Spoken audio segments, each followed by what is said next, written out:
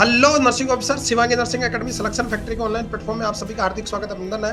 हमारे बीच है रमीम इनायत जी, जिनका हाल ही में नोटसेट 9 में ऑल इंडिया ओबीसी रैंक 103 के साथ ऑल इंडिया में सिलेक्शन हुआ। तो लख लख बधाइयाँ इनाम जी, रमीम इनायत जी। कैसा लग रहा है बेटा? Thank you sir. सर बहुत ही अच्छा लग रहा है। अपने बारे में बताइए बेटा सभी को। Myself Rami Minayat, son of Hidayatullah Khan. I am from जी दौसा। मेरी कॉलेज जो Indian college of nursing science Dausa से कंप्लीट हुई। यूनिवर्सिटी राजस्थान, ये अपनी ओके, RUHS दोसा से Rajasthan Indian college university of of nursing nursing dosa science. से आप पास आउट हो बेटा जी। जी सर। और कब के पास आउट हो आप? मैं अभी रिसेंटली 19-20 का बेस था, 2024 में पास आउट हुआ था। 2024 के पास आउट हो, तो उससे पहले भी प्रयास किया था, कुछ रहा? जी सर, नॉर्सेट 7 में किया था। उसके अंदर प्री मेरा 98.86 था जी और मेंस के अंदर मेरी 5000 रैंक थी। ओके, फिर मैंने थे आप। हाँ, जी फिर एक्चुअली में क्या, फिर नॉर्सेट 8 दिया। फिर उसके अंदर वही 98.52 प्री के अंदर था। जी मेंस के अंदर फिर से मतलब वही 3000 रैंक पे आया, नहीं जी मिल पाया। पोस्ट भी कम थी।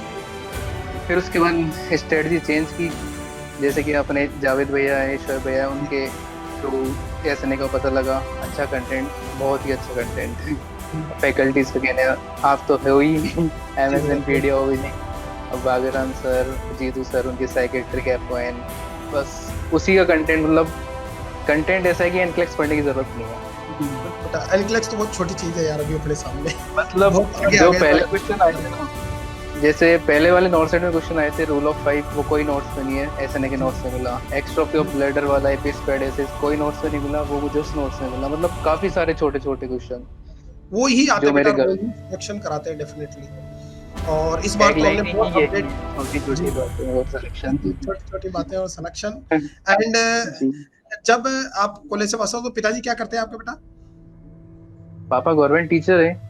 गवर्नमेंट टीचर है बेटा।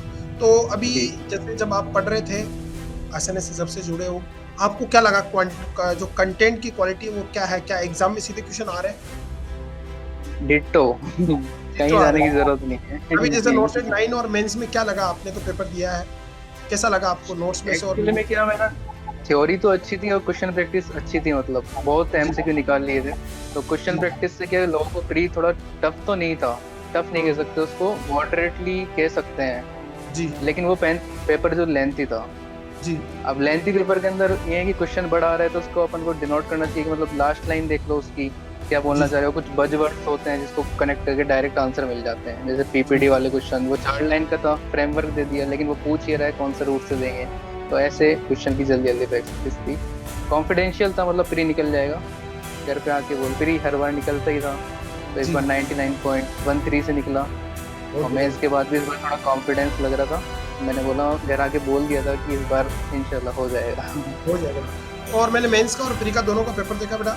प्री तो जैसो एवरेज आता है सभी का पेपर, मेंस में मुझे लगता है कि 160 में से 130 135 क्वेश्चन सीधे नोट से और एसएनए के वीडियो से आए हैं। उसमें मैं बिल्कुल, मैंने भी पेपर देखा, मुझे हंसी आ गई। मुझे क्या समय नहीं मिल पाता, इसलिए मैं वो सेम के सेम पूरा एक स्क्रीनशॉट। पोर्शन OBC, पूरा एक पोर्शन साइकेट्रिक, जी, पूरा वही जीतू और सर बहुत और सारे आप क्वेश्चन तो लोग। ऐसे पढ़ाए जितेंद्र सर ने, जो किसी एकेडमी में, मतलब इंडिया में किसी किताब में नहीं, वो पता नहीं कहाँ से पढ़ते हैं, लेकिन अच्छा पढ़ाया है उन्होंने वहाँ पे। और बहुत सारे यूनिक क्वेश्चन आते हैं सीधे सीधे, जो आपका सिलेक्शन दूसरों की तुलना में बेहतरीन करा पाते हैं। तो बेटा आपका पढ़ने की क्या स्ट्रेटेजी रहती थी? कितने घंटे डेली पढ़ लेते थे आप?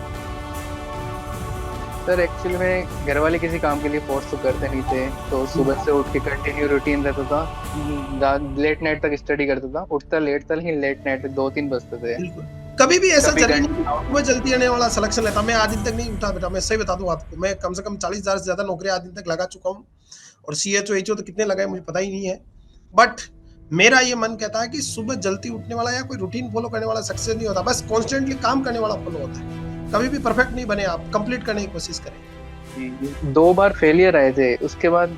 नॉर्थ से डेट में वो दिन था कि रात को 3 बजे तक नींद नहीं आ रही थी, जी जब आंसू थे। और आज ऐसा दिन है कि नॉर्थ साइड 9 में भी नींद नहीं आई, आज खुशी के मारे नींद नहीं आई, जब वैसे नींद ये नहीं आई। यही तो होता है बेटा, दीवार के इधर और इधर बहुत सारा बड़ा सीन होता है डेफिनेटली। पर कोई बात नहीं बेटा, असफलता भी जरूरी है। आप एक बेहतरीन नॉलेज ले पाए, कभी भविष्य में आप जैसे पढ़ाओगे तो ये जो नॉलेज आपने स्ट्रगल किया 5-6 महीने का एक्स्ट्रा, ये बहुत काम आएगा। और ये स्ट्रगल के दिन हमेशा याद रहेंगे। आपको अपने आप पे प्राउड फील होगा कि मैं मेहनत करके कुछ जिंदगी में बनाऊं, किसी के आशीर्वाद से नहीं बनाऊं।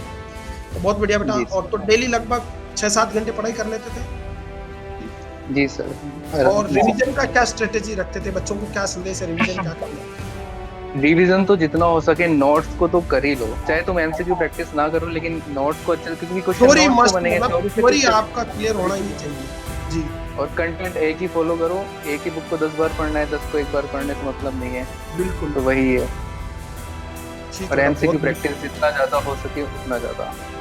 दौसा के बच्चे, राजस्थान के बच्चे, इंडिया के बच्चे जो नर्सिंग की तैयारी कर रहे हैं, स्पेशली लड़के, हमारे यहाँ बेटा जो गर्ल्स है उसके कैंडिडेट कम है मेरे पास, बॉयज़ हमारे पास ज़्यादा, और बहुत हम 20% रेशियो में बहुत ज़्यादा बॉयज़ सिलेक्शन करवा देते हैं। तो इंडिया के बच्चों को आपको क्या संदेश है, नर्सिंग की जो तैयारी करेगी कैसे तैयारी करें? मेरा कहना ये है कि एक ही मोटो, एक ही कोचिंग को आप सब तरफ से कर लो, मतलब कि उसके नोट्स कर लो, उसके एमसीक्यू कर लो, उसी की टेस्ट सीरीज, कहीं जाने की जरूरत नहीं है।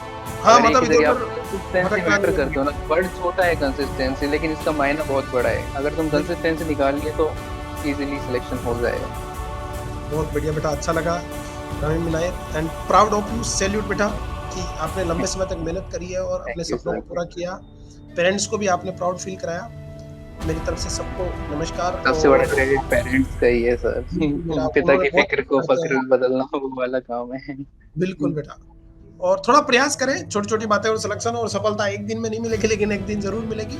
कई बार निराशा जी आएगी, सर। फेलियर आएगी, डिमोटिवेट भी होते हैं अपन, लेकिन देखो सपने आपके, मंजिलें आपकी, और मंजिल इतनी खूबसूरत है, तो क्यों ना उसके लिए थोड़ा समय और जवानी बर्बाद की जाए, थोड़ा कम्फर्ट बर्बाद किया जाए, और जी थोड़ा मेहनत की जाए ताकि आपके अपने सपने पूरे हो सके। और नौकरी लगने के बाद जीवन बहुत आसान हो जाता है बेटा, क्योंकि समाज में आज रोजगार नहीं है और बिना पैसे सर्वाइव करना बहुत मुश्किल है।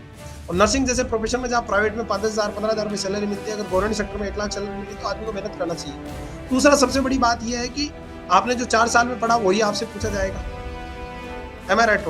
ना आपको जी 100 में सर। नंबर लाने, केवल 100 में से 50 नंबर लाने हैं, ये भी तो फायदा है। जी सर। जी। और बहुत ज़्यादा स्ट्रगल नहीं है, लगभग 20,000 लोग क्वालिफाई कर रहे हैं, 4,000 साढ़े 4,000 सीटें हैं, तो डेफिनेटली बहुत अच्छा प्रोफेशन है, अच्छा पैसा है, अच्छा सामान है।